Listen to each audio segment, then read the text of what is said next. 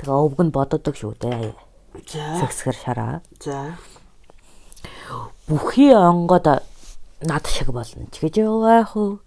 Би бус онгод шиг ч болно гэж юу байх вэ гэж л.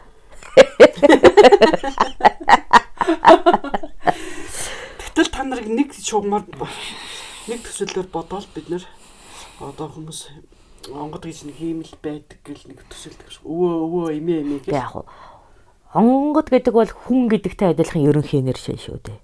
Тийм биз? Хүн дотроо олон янз байдаг тийм биз? Харь хэлээр ярьдаг нь ч байна. Монгол хэлээр ярьдаг нь ч байна. Тийм биз? Аялах тайн ч байна, шулган ч байна гэдэг шиг. За тийм. Өндөрн ч байна, наман ч байна гэдэг шиг. Тэр онгод болсон оройн дэдэд заларсан хүмүүний дээд ор шохой гэж одоо хүндэтгэн таавар сэлдэг шүү дээ. Тийм үү? Би бол нэг тодорхойлолтоор хэлээд байгаа шүү дээ. Устж болохгүй мэдээлэл тэйчгсэн амтаа гэж.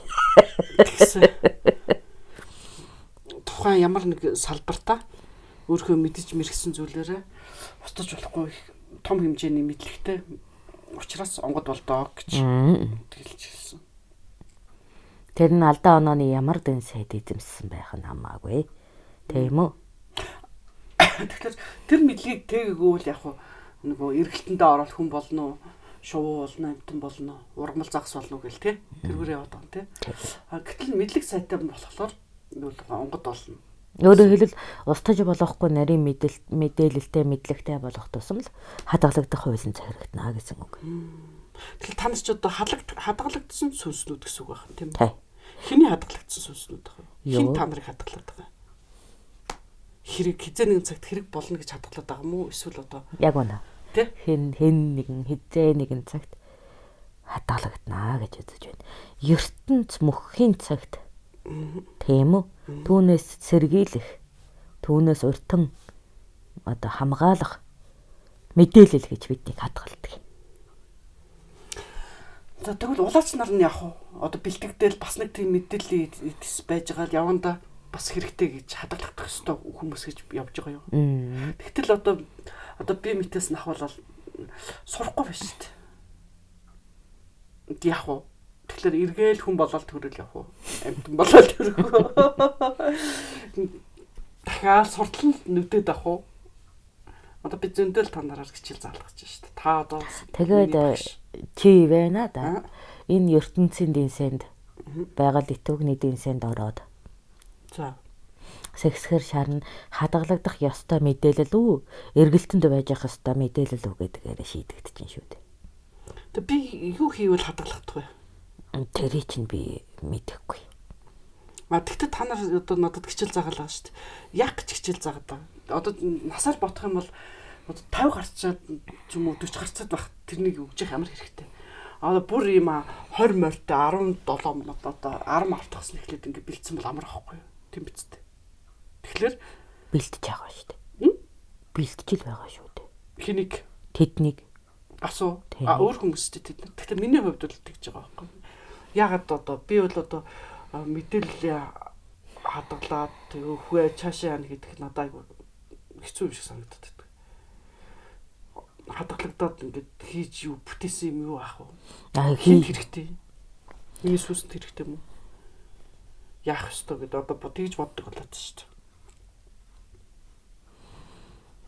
Тэгэхээр тэр одоо 60 нас хүрсэн ч гэсэн та нар одоо хичээл зааж байна шүү дээ надад тий. Чи энийгээ болохгүй байна гэх. Тэг би одоо өхөн оронд надад хичээл заана гэдэг чи юу гэсэн үг вэ? Би өвсөн хоног болохгүй байна гэдэг чинь өөрөө ертөнцийн мөхлөөс хамгаалаад байгаа зүйл шүү дээ. Тэр болохгүй байна гэдэг чинь ертөнцийн мөхлөөс хамгаалаад байгаа хүчин зүйл шүү дээ. Би болохгүй байгаа учраас намайг мөхлөөс хамгаалаад байгаа юм байна. Чамаар дамжуулаад мөхөөгч хүчин зүйлд хориг тавьж болно шүү дээ. Жишг аваад уу? Энэ шиг ингэж явах юм бол болохгүй шүү гэж юу? Эсвэл миний амаар дамжуулж олон хүмүүс аль нь ч үеж болно. Тэгэхээр тэр нас хамаагүй гэж юу? Чи улаач. Тий. Улаач гэдэг чинь өртөөч гэсэн үг. Өртөөч буюу мэдээлэл дамжуулагч гэсэн үг. Тий. Тэгэхээр тэр мэдээлэл дамжснараа дараа ирээдүйд тийм үү мөхөх гэдэг зурхайг идвэгчүүлээд байгаа хүчин зүйлд хориг тавьж байвал Тэр өөрөө улаачийн үүрэг шүү дээ. Тэгэхээр би та нараас сонсон юм маш их хэмжээгээр дэлгэрүүлэх юм бол би үүргийг гүйцэтгэж гэсэн үг тийм үү? Их дэлгэрсэндээ биш байгаа оногтой л чухал. Байгаа оногтой. За байгаа. Харамсалтай нь бид нар хүн болгонд бууж чаддаггүй. Тийм биз? Уул нь хүн болгонд бууж чаддагсан бол бай хохирогч дээр буугаад болоо гэж гар хөлийн татаачмаар байдаг. Харин тийш тий. Гэтэл байгалийн удамшлын хууль байгаад байдаг. Тийм учраас бид нэр идэвхжилт удамшил дээр л буудаг. Өөрөөр хэлбэл тэрийг тамга гэж нэрлэдэг. Бид нэр 10 хүүхэдтэй байсан ч нэгэн дээр нь л идэвхжилт тодордог. Бид нэр 100 хүүхэдтэй байсан ч нэгэн дээр нь л идэвхжилт тодордог. Өөрөөр хэлбэл миний энэ эрчим биеийг хүлээж авах чадaltaй дамжуулах чадвартай нэг л биет байдаг. Тэгэхээр биеийнхээ хувьд л энэ одоо хүмүүнд тийм үү үг цуурай болж чаддаг биетийг ашиглаж өнөө хохирогчийг олж хориглоно гэдэг чинь ажил байхгүй юу? Өөрөөр хэлбэл ертөнцийн мөхлөөс сэргийлэх арга ухаан нь гэх үү. Тийм байх гэж бодох юм байна. Тэгэхээр би хөгшин байна уу залуу байна хамаагүй хэлсэн юм тавтаад ярьж л байвал болох нь шүү дээ. Яг хоо хилээд хийчихдэг ажил байхад хөнөөжөж хийдэг ажил ч бас байгаа шүү дээ. Тийм. Арга хөлөг янз янз л ажилладаг. Тэгэхээр үйлдэл яаж тодорхой болгох нь, үр дүн яаж бий болгох нь маш олон сонголтын хүрээнд байдаг үжигээс. Би бол чамд маш хөнгөн ажил өгöd байгаа. Ярьжи гэдэг. Ярьжи гэдэг. Надад үгүй шүү дээ. Та нар зөнтэй ажил хийлээ. Үгүй. Тэр нь ихэвчлэн ярьжи гэдэг төвшөнд явдаг үү гэдэг. Тэр нарай хямдхан гайгүй ажил. Хамгийн хялбар ажил нь. Ягд бол ярихыг чи чадна. Ярьдаг. Тэ, чэйжлүүлсэн юмыг, ойлгуулчихсан юмыг, ухааруулчихсан зүйлийг цаашид ярьж чаддаг. Энэ бол хамгийн хялбар ажил. Гэтэл очиод алаатах гэдэг хүсэлтэй байвал яах вэ? Чи чадахгүй. Чи чадахгүй. Би чадахгүй шүү дээ. Гэтэ алмар санагдаад ингээ айгүйх ингээ асдаг л та. Гэхдээ тэр аллагчин өөрөө үр дүнд хүрэхүүгүй юу гэдэг чинь бас хэцүү шүү дээ. Яг бол нэг хүний үйлдэлийг хязгаарласнаар тухайн хохирлоос бүрэн хамгаалах уугүй юу гэдэг маш хэцүү асуудал. Яагаад гэвэл дийлэнх ертөнц мөхөөх үйл ажиллагаа дандаа соёлын түвшинд яваад байдаг. Өөрөөр хэлбэл нийт ард түмэн бага багаар бохирдлыг үүсгэж, бага багаар мухардлыг үүсгэж, бага багаар мухар сүсгэд итгэж тэр хохиролд чимэх байдлаар ойртоод байдаг учраас ухамсарлуулах хөдөлгөөн нь өөрөө яриа цуу хэлбэрээр явах шаардлагатай болж байгаа. Ухамжтай юу? Жишг нэ аимшигтай тахлаас би сэргийлэх чинь гэж бодъё л да. Би тэрийг харчихсан онгод. Өөрөөр хэлбэл тооцчихсан. Тэгээ тэр тахалд миний удам за бусад онгодын үр хүүхдээс илүүтэй хохирч иж болно. Яг л нөгөө газар зүүн байршил тахал хамаатай байдаг шүү дээ. Миний үр хүүхдүүд амьдардаг газар зүүн бүсэд тахал үүсгэж байгаа үед би ямар нэгэн байдлаар тэнд урьдчилан сэргийлэх үйл ажиллагаа хийх үү? Хинтэй юм биз? Гэтэл нөгөө надтай идэвхт бэлтэн бүр тэр бүсээс өөр газар амьдардаг байж байна. Тий. Одоо жишээлбэл гадаадд маш олон улаачлах хөстөө хүүхдүүд байна шүү дээ. Тэгээ ажиллаа хийдгүү, онгодоо авдаггүй. Улаанбаатарт байсан ч бөө болохгүйг зүгтаадаг маш олон биетүүд байгаа шүү дээ. Тэгэхээр би тэр харилсан зүйлдээ даруй арга хэмжээ аваж байж тэр тодорхой хэмжээний амин насыг аврах гэдэг үед яах вэ? Өөр хин нэг явуулах уу? Би өөр бусадтай харилцах чадваргүй шүү дээ. Өөрийнхөө идэвхт тэр удмаасаа өөр. Тий өөрийнхөө идэвхт удамтай харилцсан. Тэгэхээр яах вэ тэгвэл? Тэгээ миний үр хүүхэд хөдлөх боломжгүй үед өөрийнхөө хүүхдийг хөдлөж чаддаг онгодоос гон шүү дээ. Ухаж гинөө. Өөрөөр хэлбэл улаачтай болцсон онгодоос очихгүй байна. Тийм байна. Улаачтай болцсон. За тэгэд юугасаа хийж байгаа? Үлээ хийдэг. Итгэл үнэмшлээ олжчихсан тэр холбоотой онгодоос гуйна. Ингээд би ийм юм олж харсан.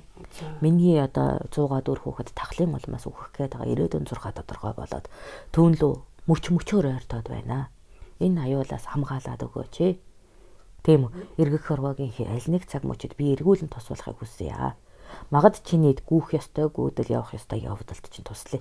Харин миний энэ аюулаас одоо хамгаалж өгөөч гэдэг. Ухамжтай юу? Нэг иймэрхүү харилцаа юм да. Тийм байна. Тэгэхээр онгодод байгаа хязгаарлалт хүн та нарын хязгаарлалтаас илүү гүнзгий. Тийм байна. Одоо бид нар бол яг дор хаяжилны мэдээлэл авлаа гэхэд найз нөхөд бусад хүмүүстэйгээ нийлээд тэгэл янз янзын машин техник хөдөлгөлөд очиж болж юм те чөлөөтэй.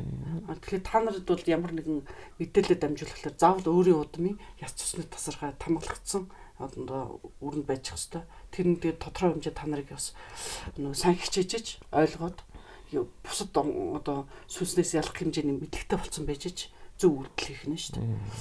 Гэтэл тэр нь хийхгүй байгаад байвал та нарт хязгаарлагдмал болох гэдэг байна гэж ойлгож байна. За Ахынчтай. Тэгтэл одоо ер нь маш их олон онгодууд ингээд буугаад үл хийлгүүлээд ингээд байна шүү дээ. Тэгтэл энэ юутай холбоотойгоор ингэж юм гэсэн үг. Зөвхөн Монгол улс маань одоо сүрх гээд ингээд та нар тахалд орох гэдэг ингээд санаа зовоод ингээд цуглараад байна уу? Гэтэл дэлхийд аюул олон бөөнөр байж байгаа шүү дээ. Байдгийн билээ ер нь бол одоо харьцаа сүлүүд мэдсэн. Тэгэхээр яг энэ олон бөөнөр цуглараад олон бөөнөр гэж яагаад олон хүний мэдрэмж сэргээд байгаа. Өөрөөр хэлбэл аюул ойртох тусам амтны зүүн сэргэж тухайн нүүдэл газар нутагт бий болдогтой адилхан зүйл. Өөрөөр хэлбэл газар хөдлөхийн өмнө нөгөө ичээндээ байсан амьтад хүртэл нүүдэлж эхэлдэг шүү дээ. Яг энэнтэй адилхан зүүн сэргэлт шүү дээ. Тэгэхээр энд тодорхой хэмжээний аюулыг онгодууд мэдэрж байгаа учраас тооцож түүнд ойртоод байгаа учраас л өртгөн сэргийлэх үйлийг хийж байгаа. Олон байна гэдэг чинь олон онгодын үр удам хамаатай байгаад байгаа юм. Гэхдээ түүнээс гарахаар тооцож байгаа өөрсдийнх нь чадамж оюун ухаан өөр. Жишээ нь би чамайг ярьжий гэдэг ажил хийгээд энэ үгээс аварж болно гэж үзэж байхад нөгөөдөл нь би тэр хүнийг алжээж энэ үйлдэлийг хийж болно гэд хараалч бөө бэлтгэж явах жишээтэй.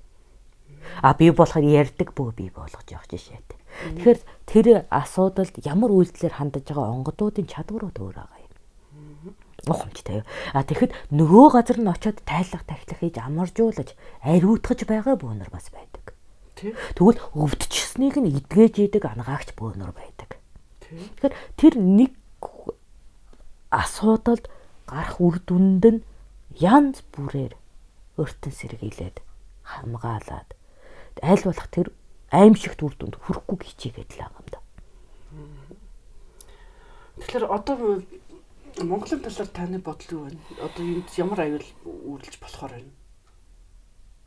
Эсвэл газар хөдлөд бид нар байхгүй болох гэдэг юм уу? Эсвэл одоо 3 сая хүн байна бүгдөө өвөх гээд байна уу? Ямар нэгэн одоо атом бөмбөг шиг юм дэлбэрэх гээд байна уу? Хэрвээ би их муу онгодол да. Хэрвээ 3 саяулаа өвчээдэг байсан бол би бүр санаа амарна. Яагаад? Яг бол тэгэл асуудал дуусчих учраас би ахиж хүүхэд маллах шаардлагагүй, ахиж удам тоолох шаардлагагүй, би ахиж ер нь хүний төлөө зүтгээд байх хэрэггүй. Яг бол энэ 3 сая дотор миний хүүхдүүд бүгдээрээ байгаа учраас би тэгээ санаа амарчихна. Ажилгүй боллоо гэдэл санаа амарчихна. Ойлгож байна уу? Хэрвээ ертөнцийн мөхчих юм бол би бүр санаа амарна. Яг бол бүх хүн мөхчих юм чинь би тэнд хөдөлмөрлөөд байх ямар ч шаардлага байхгүй. Тэгэхээр би муу онгод байх юм. Ойлгож байна. Харамсалтай тийм үр дүн биш ээ. Миний харж байгаа аюул бол. Тэгээд тэрнээс муу аюул гэж бас байна уу? Би бүр харж хандах асуудал улам дэврэгч байгаа учраас айдаг байхгүй юу? Бүр мөхөгч одоо мөхөх бол биш. Тэгсэн хэрнээ яана гэж. Мөхөх юм бол санаа амарчих гээд байгаа. Мөхөхгүй учраас санаа амархгүй байна. Мөхөхгүй тэгээд яагаад байгаа? Тэр чинь амжилт үйл болно шүү дээ бид нэр. Тийм биш. Тийм биш. За ямар үед онгод минь өвөгдөөдөөс минь бурхан минь тэнгэр минь гэж гуйдаг. Тэр нөхцөл рүү ойртож байгаа учраас. Зүгээр яг байгалийн гамшиг энтертэй холбоотой юу? Биш. Улс төрийн гамшигтай холбоотой. Улс төрийн гамшиг улс төр чинь хэдэн л хүмүүс тэгэл улс төрөө хийгээл тусгай тэгэл сургуулийн төгсөж чинь одоо тэгэл мэдлэг боловсролыг авсан хүмүүс наадах чинь миний харж байгаа аюул байхгүй юу? Тийм үү. Гэхдээ одоо жишээлбэл надад бол тэр улс төр ямар ч хэрэггүй шүү дээ. Тэр одоо намайг сонгох гэх юм биш. Надаа мөнгө байх юм За биш. яг тийм. Наад асуудал ч наахгүй. Наадах чинь миний санаа зовдөг асуудал. Хүн гүрэм устгахад хүн гүрний ард иргэд нь яасан бол чи хариулаад тах та. Хүн гөрний ард иргэд. Хүн гөрний ард иргэд хитэн тийшээ салал алга болол газар амьдэрсэн. Тэгээд За тэр газар амьдарж байгаа бүлэг хүмүүс ч нөгөө онгодын үр хүүхэд мөн үү? мөн Тэд нар газар амьдрахтаа ад жаргалтай амьдарсан юм уу? зарим нь ад жаргалтай амьдэрсэн. Уучлаарай. Хин ч ад жаргалгүй амьдарсан. Бүр ямар сайн алтан улсыг даваж орох оромж амьдрах улс хайж явж байгаа шүү дээ. Цагаан хүннүүд явсан зам. Гэхдээ тэд нар чинь одоо жишээлбэл Атилла хааны энэ төр үед мандат тэгээ сайхан л амьдэрсэн. Гэхдээ тэр чинь боол байсан. Хин Атилла хаан уу? Тий. Ягаад боол гэж хаан штэ. Боол штэ. Хиний боол гэж. Тэр улсын боол. Цэргийн боол. Хаан штэ тэр. Үгүй. Нөхцөл байдлыг хаан болж эргүүлж ийснээс боол болж дуусах байсан. Хэрвээ эргээгүй бол хаан болоогүй бол Тэмцэж хаан бодоогүй болов? өөрөөр хэлбэл тэр удам угсаад хөх нутагтны нутаг дэвсгэрт уусаж үгүй болох байсан. Гэтэ зүгээр нэг гэрлээд үр хүүхэдтэй болоод тэгээд нэг хялбархан уусах асуудал биш. За. Ойлгож байна уу? Ялгуурхал, гадуурхал. Нийгмийн соёлын харилцсан одоо ойлголцол байхгүйгээс болож үүсэх хядлага. Тэгээ нөгөө хүн хүнийгээ боолчлох сэтгэхүй. Тийм үү? Тэрүүгээр өдөр тутамд гарах зовлон чи бодоод үзтээ. За одоо Монгол одоо тэр удамд тийм үү? За Монгол биш. Хүннүүгийн удамд төрсөн охин хүүхэд. Хүннүүгийн удамд төрснийхөө төлөө зүгээр л төрөөл янхан болдог тэр ертөнцид төрж байгаа шүү дээ. Энэ онгод болсон надад ямар санагдах вэ? муухай. Ойлгож байна уу? Зүгээр миний удам төрснөөрөө тэр хүн ялц хайрлалтай болж байна. Энд би тэр мөхөл сүрлээс чинь илүү айх уу? Ингэж амьд байхаар үсэн дээр гэж. Өөрөөр хэлбэл би тэрийг устгах чадахгүй харна. Тэр хүн төрлөختний бүх нүглийг үрч амьдрах хувь заяанд өвөг дээдэс болсон дагутна. Ойлгож байна уу? Би тэр эцсийн хүүхэд мөхөж үгүй болтлох урт хугацааны зовлон харж туулна. Тэгэд энэ хэдэн үеийн зовлон байх бол хэдэн 100 жилийн зовлон байх бол бид нар чинь тэр удамшлын нэг тусал мэдээлэл алга болтол 108 удам хардаг. Тэгж байж мэдээллийн холбоо салдаг ийм үхийн холбоотой сүнсэн орон зайнууд шүү дээ. Тэгэхээр 108 үе өөрийнхөө үр хүүхдийг зовж байгааг харах чинь зүгээр нэг өдөр устгахыг харахаас илүү зовлон байхгүй. Тийм байна. Одоо байж хат манай хүүхдүүд уур мөр хөрөх юм бол ингээд өстө хөмөр санагддаг шүү дээ. Яг гэж амьд байваа. Яг ч хүүхд гарахгүй гэл. Тэр юм байна тийм ээ. Тэр зовлон өдөр бол нэг өдөр мөхөх зовлонгоос илүү хэцүү байдаг. сэтгэлээр Мэдэрдэг, хардаг, тэгээд нөгөө амьдралын дээшлүүлж хүмүүн заяанд нь амьдруулахыг хүсдэг энэ онгод гэдэг биетэд тэрнээс илүү зовлон чинэрлээ тэгэл дээ. Өөрөөр хэлбэл үхлийн зовлонгоос илүү амьдын зовлон хэцүү юм шүү дээ болчоор минь. Тиймээс надад ертөнц мөхөх байгалийн тэр гамшигийн зовлонгоос илүүтэй улс төрийн зовлон хэцүү санагддаг. Гэхдээ энэ улс төртэй хамаатай юм байна. Миний хараж байгаа зовлон бол улс төр гэдэг орон зайд байдаг. Ойлгож байна уу? Өөрөөр хэлбэл тусгаар тогтнолон алдаж өөр улсад дагаар орож сүүлчийн 108 дахь хүүхэд тийм удамшлын мэдээлэл алдтал тэр мөхөх улсын тавиланг харна гэдэг миний хараж байгаа зовлон. Миний тэрийг үзэхгүй юм шүү гэж тэмцэж байгаа зовлон юм. Ойлгож байна уу? Энийг бол нэг 60 амьдраад тэгээ үгчигдэг та нарт бол зүгээр 60 жилийн зовлон. Надад 108 60 жил байна шүү дээ. Тамтай юм тий. Тэгэхээр та одоо хэ биетэй хэсгэлэн дүртэй болсон. Гэхдээ бүр дургу үрэл 900 жилийн зовлон байна шүү надад. Тий. Тэгэд одоо тэгтээ та хорлж болно шүү дээ. Миний хүүхдүүдийг та нараа энэ мөө ингэж байна. Эднэрээс ингэж манжаа оноо хүүхдэх өвшиг авах гэж. Тэгтээ дахиад тусгаар тогтносон улс байгуулах гэж боломж нь 1000 жилд нэг олдохгүй юу? Тагчид нөгөө хүүхдүүдэд тусгаар тогтсон. Гэхдээ тэр хүүхд тусаар тогтноогүй байсан ч гэсэн идэх хоолтой өмсгөрөвтэй нэг тэгсгэд явж яхад яг онцгой гэж бодох уу? Тийм хүмүүс байгаа үст. Одоо юунд болцсон хэрнэ? Хүний газар амьдарч байгаа хэрнэ? Одоо бид нэр гадаад зөндөө олон хүмүүс амьдарч байгаа шүү дээ. Тэд нар чинь зүгээр л амьдарч шүү дээ. Зүгээр гэж юу? Тий. Яг уу тэр чинь ажил хийх гээл тэгэл тодорхой цалин авал тэгэл амьдарч л биш шүү дээ. Амьдарч л байгаа. Амьдарч байгаа. Тий, амьдарч. Амьд явж байгаа. Амьд явж байна. Наадах чинь л харах хэцүү байгаа юм да. Наадах чинь л хэцүү байгаа юм да. Зүгээр амьд яваад байгааг нь хараад байхад л хэцүү байгаа юм да. Өөрөөр хэлбэлээ шүү дээ тий. Өөрөөсөө тусгаар улсгүй дагаар орж ирсэн улс учраас тухайн улсдаа зочин гэсэн үг. Дагаар орж ирсэн учраас. Тийм учраас өөрийнхөө амьдралын сайн сайхныг улс төрийн орон зайнаас нөлөөлөж амьдрах чадваргүй. Сайндаа л хуурамч нэг сонгуульд нэр дэвшигч намайг хамгаална дөрвөгчдийг дэмжсэн хууль гаргана гэж итгээд сонгуулад нэр өгөхөөс өөр хүчин зүйл улс төрийн тоглолт байхгүй амьдрын шүү дээ хүүхэд чинь.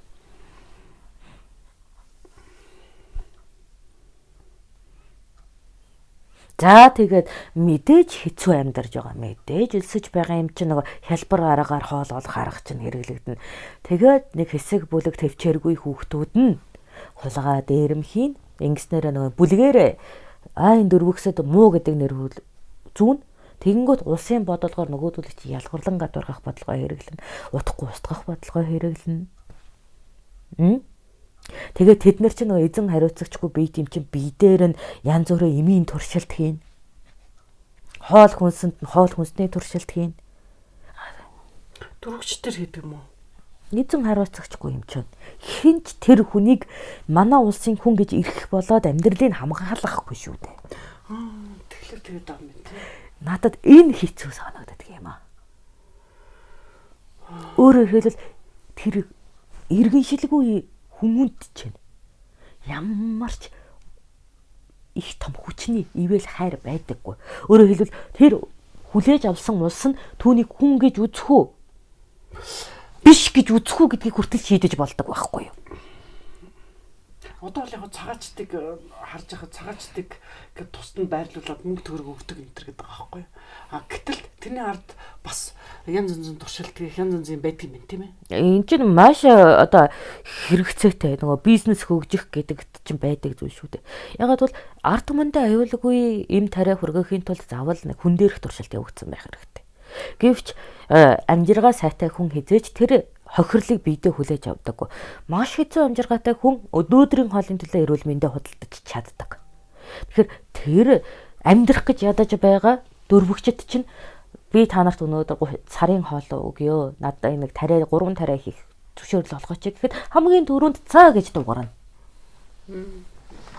Ойлгож байна уу? За ойлголоо.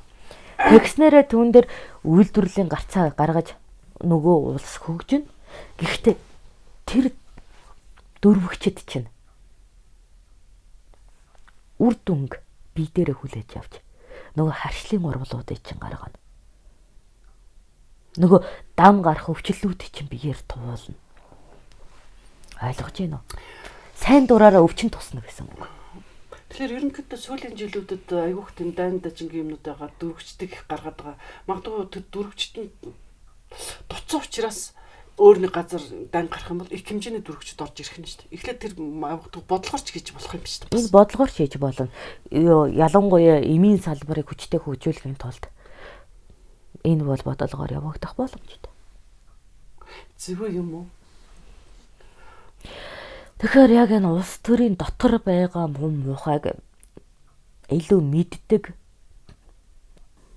мэдэрдэг, түүнд эмзэгэлдэг төрөл зүйлийн онгод учраас надад зүгээр нэг өдрийн үхлээс илүүтэй 900 жилийн улс уусан үгүйсэх зовлонд хэцүү санагдав юм да. Нэг өдөр зовох бол асуудал биш. Тэгэл үгчих. Гэхдээ хүчлээ гэдэгт та сүнсээ авчин шүү дээ, тийм ээ. Эргэлтэндээ л ороод явж л байна вэ? Тэн дээр надад нэг харамсах хэрэгцэх юм байхгүй. Өөр сайхан газар төрүүлж болно шүү дээ. Өөр сайхан газар нөгөө улсыг тийм үү? Өөр нэг улс. Гэтэ яхаарахгүй хөлтөнтэй л төрүүлнэ шүү дээ, тийм. Өөрөө одоо хамаатан садна юм байлээ гэхэд. Гүг тэр сүнс нь бол нэг хамаагүй. Надад бол амьд байгаа. Удам нь нөгөө миний амьд байсны амьдын гэрчлэгээ удамшлын мэдээлэл нь тэнд яваад л байна. Тэнд нөгөө л тэр биед удам төрж байгаа сүнсний зовлон дахин харагдаж шүү дээ. Тэгээд тэнийгээр дуусаж байгаа тэр сүнс яах вэ? Хаа нэг газар амтан ургамал болол явж л байна үү? Тэн дээр нэг харамсаад ах юм алга надад. Тэгэхэд амьдрал гэдгийг туулдаг амьд биетийн зовлон чинь илүү хэцүү. Улс төр гэж. Тэгэхээр хүн болгонд одоо улс төртэй холбоотой гэсэн үг байх нь тийм ээ. Улс төртэй хизээ холбоотой болдог вэ гэхээр сайн яваа үед бол байхгүй, хэрэггүй. Улс төр шиг хэрэггүй юм байдаггүй. Сайн явж байгаа үед. За. Тэрийг мартчих болдог. Муу явахтаа л Улсаас хамаарах юм байна тийм учраас улс гэдэг зүйлээс хамааралтайгаар хүний үүсгэж болдог зовлонгууд бий болох учраас тэр амар. Тийм байна. Одоо жишээлбэл би өнөөдөр ингээд идэх хоолтой орох оронтой сайхан байлаа гэхэд энэ улс орон эвгүй байдал болоод дайнд дажин гараад ирэхэд би дөрөвч болох нь шүү дээ. Чи дөрөвч. Би одоо энэ гэрээс юу авч өгөх үү те. Чи хадгаламжинда Монгол 10 сая төгрөгтэй байсан ч нөгөөдөх чинь энэ улсын нөгөө эдийн засаг улс төрийн байдал нөхцөл суурьснаас болоод үнэлэмжгүй болчихно. Гадаадад тэр чинь валют болж чадахгүй болно. Энэ чиний 10 сая төгрөгийг яаж хөсөө зов туслуулж олсон чи эс хамаарад новш болж өгөрнө шүү дээ. Тэг гэрээ сайхан тогтчлоод сайхан зөөлөн диван юм аваад ингээд гэхээр диван дээр ч амтарч чадах байх нь шүү дээ. Тэ? Чиний хийсэн бүхэн ч үнэгүй болно. Амьдэрсэн бүхэн ч үнэгүй болно. Офшорчд яах юм? Тэд нар чинь их мөнгөтэй юм чинь тэр мөнгөө аваад гадаад гарчиж болно. Тийм гадаадад гараад дөрвөгч болоод хамгийн хангалуун сайхан амьдралтай дөрвөгч болно. Эхний үе сайхан амьдралаа. Тэр мөнгө чинь нөгөө газар улс төрийн байр суурь эзлүүлэхгүйгээр тэр чинь ингээ сайхан амьдруулж штэ. За. Зүгээр яг ингээ иргэний хувьд сайхан амьдрал. За. Тийм биз? Маш хурдтайгаар тэр чин улс төрийн байр суурьнд очихгүй бол цаашид тэр чин бас амжиргаагаа төхнүүлэх аргагүй дээ. Нэг бизнес эрхэлдэг ч юм уу. Тийм үү? Арилжаа худалдаа эхлэе гэхэд бүхнийг багаас нь эхлэж байгаа юм чи яах вэ? Тэр улсын бичиг баримтыг аавн хөлийг сурна. Хүлийн зөвшөөрөгдөн тэр зах зээл тэмцэнэ гэх те. Бүү ажиллах юм тийм ээ. Гэтэ мөнгөтэй юм чинь гэдэг тэр мөнгө чинь үгүй хэрчнээ энэ улсыг сүрүүлж мөнгөтэй амьдарсан чи тэр улсын баячууд шиг байж чадахгүй. Ягаад энд хийжсэн нөгөө нэг улс төрийн бүх дээрэмдэх бодлогууд байна да. Ард түмний татварын тэр улсад ч байгаа шүү дээ. Тэгэхээр энэ улсад дээрэмчин байсан үед нөгөө улсад очиод дээрэмдүүлэгчл болж л хойгрын шүү дээ. Өөрөө дээрэмдүүлэх юм тийм. Өөрөө дээрэмдүүлнэ. Татварын шугамар бүх хөрөнгөө дээрэмдүүлнэ. Баян юу ирсэн гэл дээрэмдчих нь шүү дээ. Амар олон юмас. Манай улсад ийм байрны татвар байдаг. Манай улсад ийм машины татвар байдаг. Манай улсад ийм эрүүл мэндийн татвар байдаг гэд нөгөө мөнгөийг чинь зүгээр хөп гэж цөм чимэхээр мүлцээр байгаад энгийн иргэн болгоно тэр баян хүний чинь. Тэр баян хүн тэр гадаадад үйлдвэрлэл эрхлэхгүй л бол боломжгүй. Ойлгож байна уу? Тэгээ үйлдвэрлэл эрхлэхээр нөгөө л хүний амьдралын бүх зовлон чинь л ирнэ шүү дээ.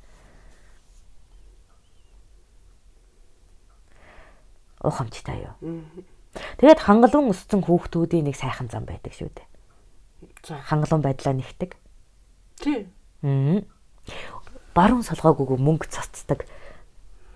Тэр занаа байгаа. Тийм учраас тэр улсын шимэгчийн бодлого үрсийнх нь үрлэгэн зан хоёр маш хурдан бүр амьд дээр нь бүх хураасан хөрөнгийн үгүй болгодог байхгүй юу.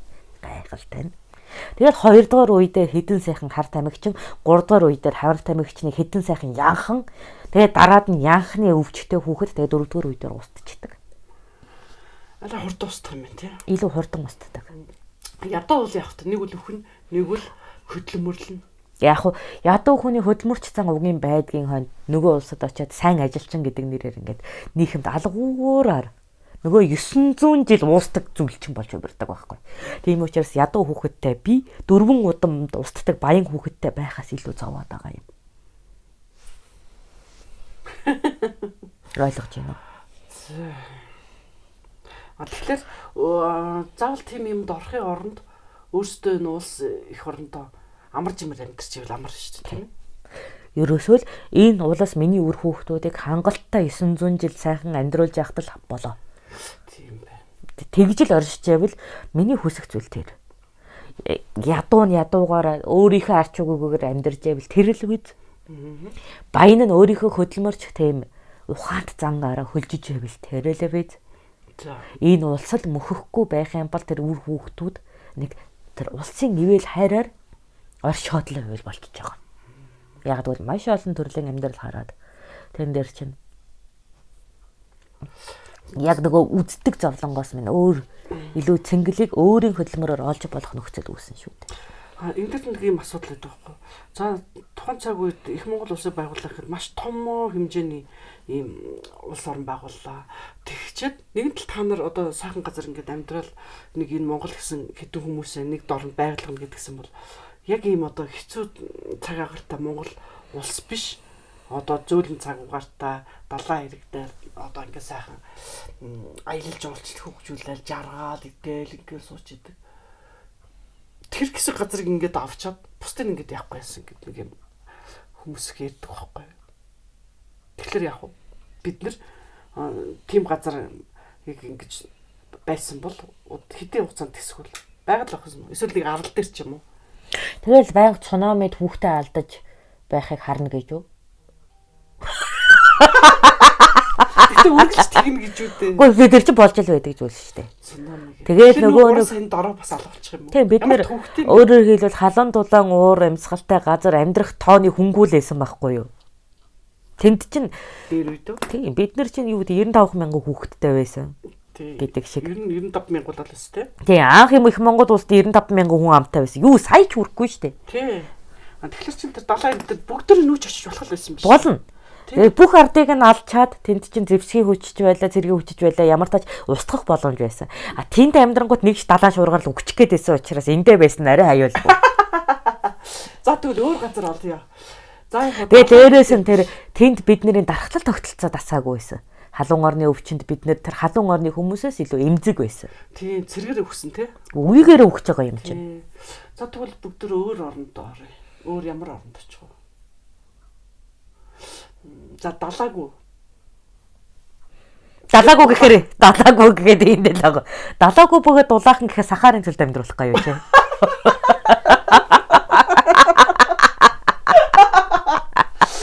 Ох тэгэхээр та хайчгүй.